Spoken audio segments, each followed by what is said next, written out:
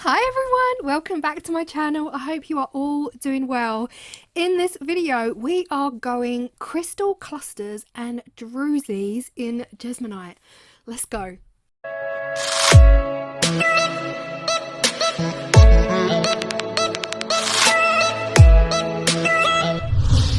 Now I have used inlay molds with Jesmonite before and they work a dream. I have never used druzies.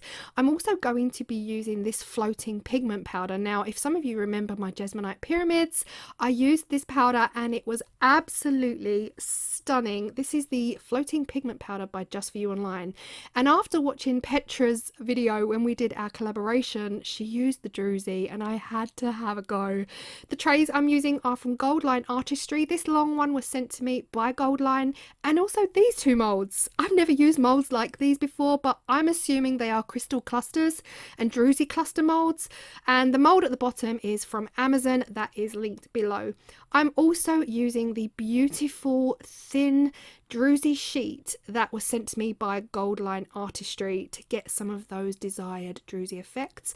Now I was sent some other druzies. This one here, absolutely chunky, probably not really suitable for what I want to do in this video, but I'm just showing you the difference between the thin and the chunky druzies. I'm going for the super thin one in today's video. I also got a round one from Goldline, but I won't be using this. Now I've already asked Surya for forgiveness on doing this. I had to do this, guys. I am cutting up my druzy. Now I am so sorry if that causes any pain, but honestly I'm going to cherish every little bit that I get and I'm going to make sure that I continue to use them. But for the molds I need them for, I just couldn't use the whole druzy sheet as it was. I had to cut it up into usable bite-sized chunks. But again, I'll keep them safe forever. So here on this long mold that I got from Goldline Artistry, I've just created this arched druzy, and on the one on the bottom I'm actually going to use two of the offcuts and kind of lay them on in a striped pattern. Now, mistake number one. Is it even a Claire's Crafty Corner video without mistakes? I tapped on some of the powder and oh my goodness me, it flew out of the lid and it flew over everything. So really, what you want to do, open your powder away from your work. Open it somewhere else and then get a paintbrush and gently dip it into the powder in order to, you know, coat your pieces. It ended up everywhere, which meant a huge cleanup operation, but it's all good. It's all good. It's all in the name of creation, right? To get messy. So you see me there brushing the floating pigment all over the druzies, and I'm already excited at this point. And I also put some inside those crystal clusters as well. Now I just used some alcohol and some tissue to get rid of the powder. This powder did not come off with a wet wipe. It would not budge, so I had to use alcohol to remove it. I ended up going in with cotton buds and cleaning up every little nook and cranny. I am going with jet black Jesmonite in these. Now I'm filling up these what I think are crystal clusters. Again, I've never used a deep chunky mold like this, so I was actually so excited to see the end result of these. What I did here was decided to splash my whole work surface with black Jesmonite. I was trying to tap it down into the mold to release any air bubbles. Of course this resulted in it splashing everywhere, but nothing that could not be cleaned up. And then this mold here, which I assumed was a druzy in itself, like a druzy cluster, not so much a crystal cluster.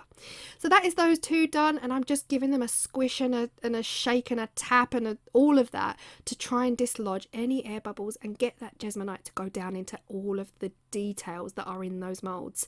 The next thing I'm going to do is use the rest of my Jesmonite, which is in a much bigger bowl, just to fill these up. Now I am using the right ratio of Jesmonite, 1 to 2.5, and I've also added my 2% allowance of black pigment because I want a black. I want a jet black, and that is the best way. You can use up to 2%. So if your overall total, say, is 1,000 grams, then 2% of 1,000 is what you can use in pigment. It's for your overall. And here we are. This is 30 minutes later on demold, and oh my goodness me, I'm already in love with the design of this, the style of this. This screams glamour to me.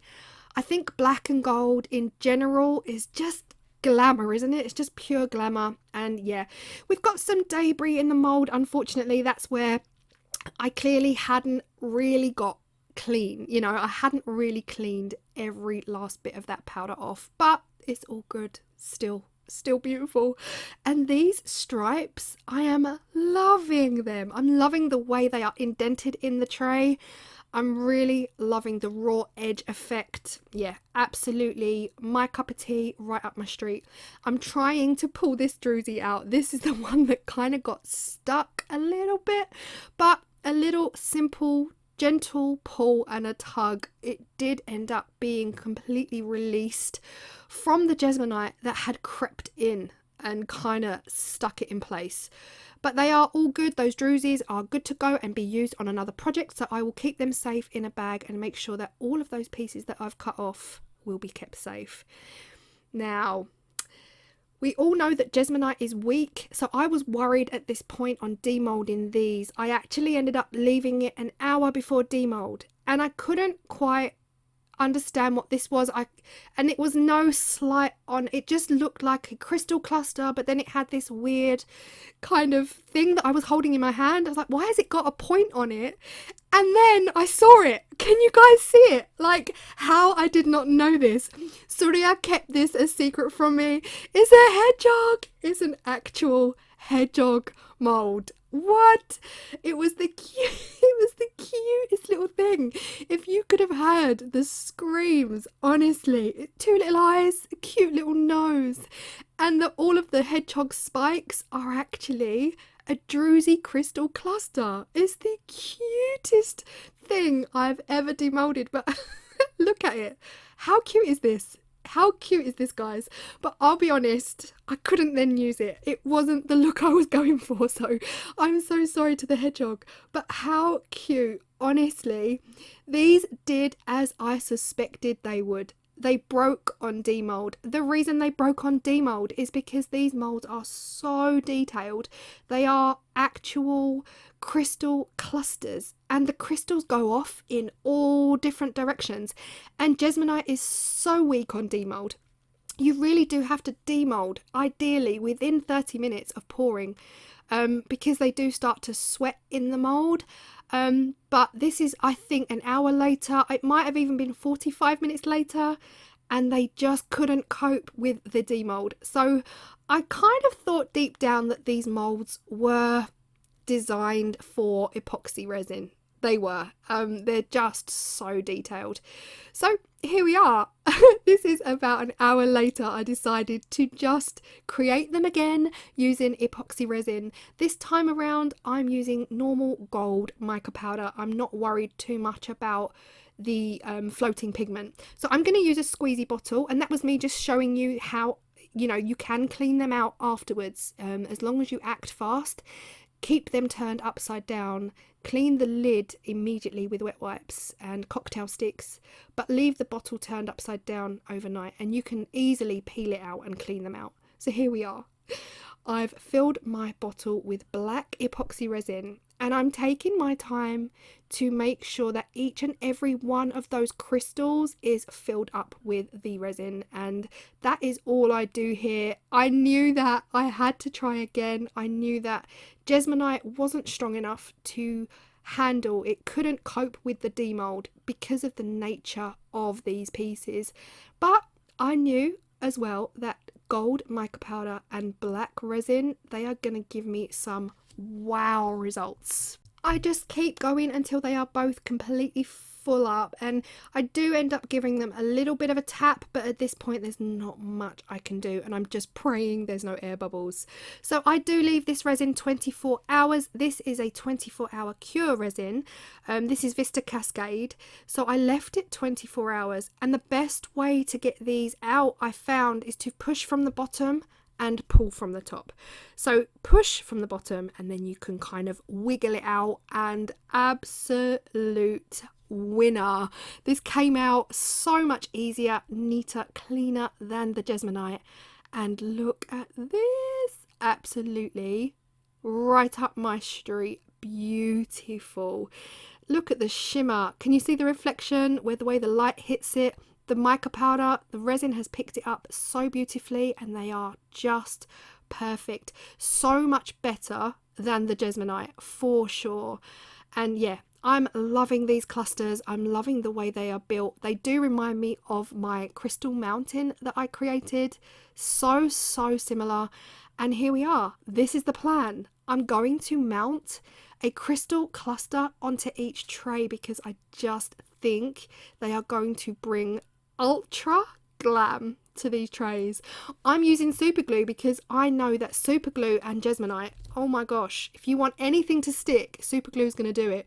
So I placed the crystal cluster down in the area that I wanted, and then literally, look at this, seconds later I think, oh, I'll just move it 1 millimeter to the right, and it wouldn't move. It was absolutely stuck fast. I could not get this off, and I was like, you've never acted that fast for me, super glue. Why now? Why today?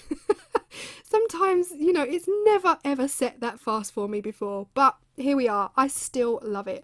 I forgot to show you on the first one, but I do actually sand the bottom of these just a little bit to help adhere them to the trays, and I do exactly the same on this one. I place my crystal cluster, oh my gosh, it's so pretty. I place it down in the place I want it, and this one here, this didn't do the same thing. I had a little bit of time. I had time to wiggle it and move it around until I was happy, but honestly, together these are beautiful. It was such a sunny day this morning. I thought I'd get out and actually get these in the sun to show you the reflection of this gold was intense. And I think these would make absolutely beautiful trinket trays, and those crystal clusters are going to be perfect for the rings.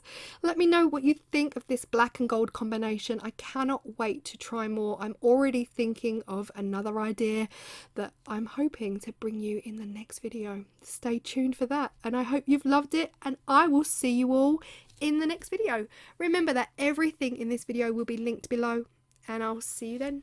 Bye.